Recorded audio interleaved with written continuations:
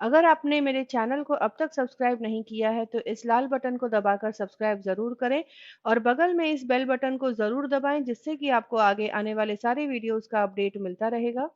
रोज़ के खाने से हटकर अगर आपको कोई टेस्टी डिश ट्राई करनी हो और चाहते हो कि कम वक्त में बनकर तैयार हो जाए, तो कढ़ी पकौड़ा एक बहुत ही अच्छा ऑप्शन है जो कि काफ़ी कम वक्त में बनकर तैयार हो जाता है और बहुत ही टेस्टी होता है। आप देख सकते हैं यहाँ पर कितना टेम्पटिंग लग रहा है ये। तो चलिए इसे बनाना शुरू करते हैं।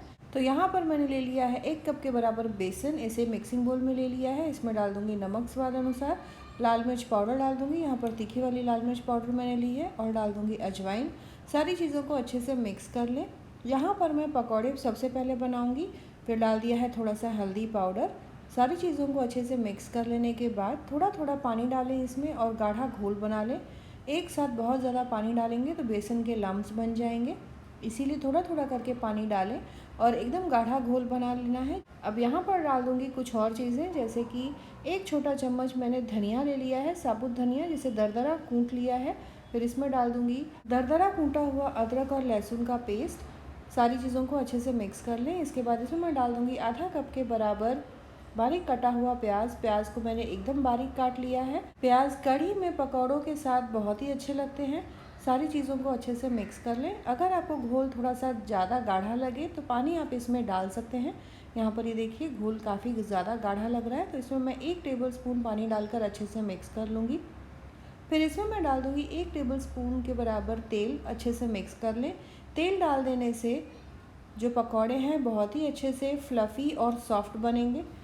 इसे और भी ज़्यादा सॉफ्ट बनाने के लिए इसमें मैं डाल दूँगी 1/4 छोटा चम्मच बेकिंग सोडा और अच्छे से सारी चीज़ों को मिक्स कर लें। दूसरी तरफ मैंने तेल गरम होने के लिए रख दिया है। उंगलियों से छोटे छोटे पोर्शंस आप लें और पकौड़ियों के रूप में इनको तेल में डालकर गोल गोल पकौड़ियाँ तैयार कर लें। आंच को लो से मीडियम हीट पर रखें, बहुत ज़्यादा तेज़ आंच पर इनको न फ्राई करें। तो यहाँ पर ये देखिए कंसिस्टेंसी कुछ इस तरह से होनी चाहिए। हमारा मिक्सचर पूरी तरह तैयार है। अब गरम तेल में लो से मीडियम हीट पर पकौड़ियों को तैयार कर लें। ये देखिए थोड़ा सा बैटर मैंने तेल में डालकर देखा और तेल में डालते ही तुरंत ऊपर आ गया, यानी कि बैटर हमारा एकदम परफेक्ट है। तो इस तरह से पकौड़ियों को डालकर गोल्डन होने तक इनको फ्राई कर लें तेल में। और पकौड़ियों को ध्यान रखें कि छोटा छोटा ही तलें, क्योंकि ये देखिए यहाँ पर तेल में डालते ही फूल जा रहे हैं और कढ़ी में जाने पर ये और थोड़े फूल जाएंगे, तो इसीलिए बहुत ज़्यादा बड़े बड़े पकौड़ियाँ ना बनाएं। पकौड़ियाँ अच्छे से फ्राई हो जाए इसके बाद इनको मैं तेल में से निकाल लूँगी एक प्लेट में। तो यहाँ पर हमारी पकौड़ियाँ बनकर तैयार हो गई हैं। तो इसी तरह से बाकी की सारी पकौड़ियाँ भी मैं फ्राई करके तैयार कर लूँगी। पकौड़ियाँ फ्राई होने में बहुत ज़्यादा वक्त नहीं लगता है, 4 से 5 मिनट में सारी की सारी पकौड़ियाँ फ्राई होकर तैयार हो जाएंगी। पकौड़ियाँ फ्राई हो जाएं उसके बाद मैं बना लूँगी कढ़ी, जिसके लिए दही और बेसन का घोल बनाना है। तो यहाँ पर मैंने दही और बेसन को एक मिक्सिंग बोल में डाल दिया है। इनको मैं अच्छे से फेंट कर एक लम्प फ्री बैटर, यानी कि बिल्कुल भी गुठलियाँ ना हो, तो इस तरह से घोल बना लेना है। इसी में डाल दूँगी मैं नमक स्वाद अनुसार, हल्दी पाउडर और अच्छे से इसे मिक्स कर लूँगी। तो यहाँ पर मैंने बेसन और दही को अच्छे से मिक्स कर लिया। अब इसमें पानी डालकर इसे थोड़ा सा मैं पतला कर लूँगी। ध्यान रखेंगे पहले ही आप पानी बिल्कुल ना डालें, नहीं तो बेसन की जो है वो गुठलियाँ बन जाएगी। दही और बेसन का घोल बना लेने के बाद अब यहाँ पर मैंने ले ली है कढ़ाई। इसमें डाल दूँगी 3 से 4 बड़े चम्मच तेल। यहाँ पर डाल दूँगी फिर 2 से 3 सूखी लाल मिर्च। यहाँ पर तीखी वाली लाल मिर्च मैं यूज़ कर रही हूँ। आप थोड़ी सी चाहें तो हरी मिर्च भी डाल सकते हैं, जिसका बहुत ही अच्छा फ्लेवर आता है। तो यहाँ पर मैंने डाल दिया है 1/4 छोटा चम्मच जीरा और 1/4 छोटा चम्मच मेथी के दाने। मेथी के दाने कढ़ी में बहुत ही टेस्टी लगते हैं, तो इनको डालकर अब इसमें मैं डाल दूँगी कढ़ी वाला घोल और एकदम तेज़ी से इनको मिलाते हुए मिक्स करना है और उबाल आने तक इनको पकाना है। अब यहाँ पर ये देखिए मैंने कढ़ी वाला घोल डाल दिया है। अब आप देखेंगे कि थोड़ा थोड़ा ये मिक्सचर जो है वो गाढ़ा होने लगेगा, इसीलिए अब इसमें मैं फिर से थोड़ा सा पानी डालूँगी ताकि इसकी जो कंसिस्टेंसी है थोड़ी सी पतली बनी रहे। ध्यान रखें कि ये पकौड़े वाली कढ़ी है, तो इसे थोड़ा सा पतला ही बनाएं, क्योंकि पकौड़े डालने के बाद काफ़ी ज़्यादा मॉइस्चर पकौड़ियाँ अब्जॉर्ब कर लेंगी, तो हमारी जो कढ़ी है काफ़ी ज़्यादा गाढ़ी हो जाती है। तो इसीलिए थोड़ा सा पतला ही इसकी कंसिस्टेंसी आप रखें।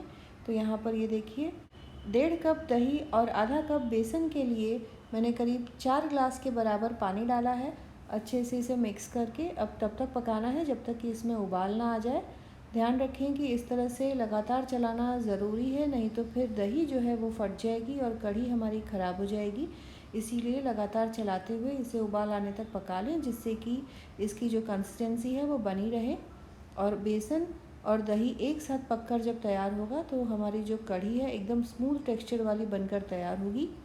कढ़ी खट्टे दही की बहुत ही ज़्यादा टेस्टी बनती है, लेकिन अगर दही जो आप यूज़ कर रहे हैं ज़्यादा खट्टी ना हो तो आधा नींबू का रस भी आप इसमें डाल सकते हैं। अच्छे से मिक्स कर लें। ध्यान रखें कि नींबू का रस एकदम आखिर में डालें। तो यहाँ पर आप देख सकते हैं कढ़ी बनकर तैयार है। आँच को मैंने बंद कर दिया है। पकौड़ियों को कढ़ी में डालकर अब इसे करीब 10 से 15 मिनट के लिए छोड़ दें, जिससे कि जो पकौड़ियाँ हैं अच्छे से मॉइस्चर को एब्जॉर्ब करके बहुत ही सॉफ्ट हो जाएंगी और अपने आप इसके ऊपर कढ़ी की एक कोटिंग भी आ जाती है, जिससे कि दिखने में और भी ज़्यादा टेम्पटिंग लगती है। आप देख सकते हैं यहाँ पर कि पकौड़ियों में से बबल्स निकल रहे हैं, यानी कि वो मॉइस्चर काफ़ी अच्छे से एब्जॉर्ब कर रहा है। तो अब मैं इसे लगाऊंगी एक और तड़का, जिससे कि कढ़ी बहुत ही ज़्यादा टेस्टी हो जाएगी। तो यहाँ पर एक पैन में मैं ले लूँगी 2 से 3 बड़े चम्मच तेल। तेल अच्छे से गर्म हो जाए उसके बाद इसमें डाल दूँगी मैं 1/4 छोटा चम्मच हींग। फिर इसमें डाल देना है आधा छोटा चम्मच जीरा और आधा छोटा चम्मच राई। इनको थोड़ा सा भून लें। इसमें डाल दूँगी 2 सूखी लाल मिर्च, 1 हरी मिर्च डाल दूँगी। हरी मिर्च कढ़ी में बहुत ही टेस्टी लगती है। अब यहाँ पर मैंने डाल दिया है करीब 2 बड़े चम्मच बारीक कटा हुआ लहसुन। इनको हल्का सुनहरा होने तक भून लें। लहसुन अच्छे से भून जाए तो कढ़ी में इनका टेस्ट बहुत ही अच्छे से आता है।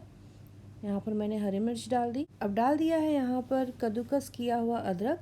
सारे मसालों को अच्छे से भून लें। उसके बाद इसमें मैं डाल दूँगी कुछ सूखे मसाले, जैसे कि 1 टेबलस्पून कश्मीरी लाल मिर्च पाउडर। इससे कढ़ी का जो रंग है बहुत ही ज़्यादा अट्रैक्टिव और टेम्पटिंग हो जाएगा। फिर इसमें मैं डाल दूँगी 1 छोटा चम्मच गरम मसाला, जिससे कि कढ़ी में बहुत ही अच्छा सा फ्लेवर आ जाएगा।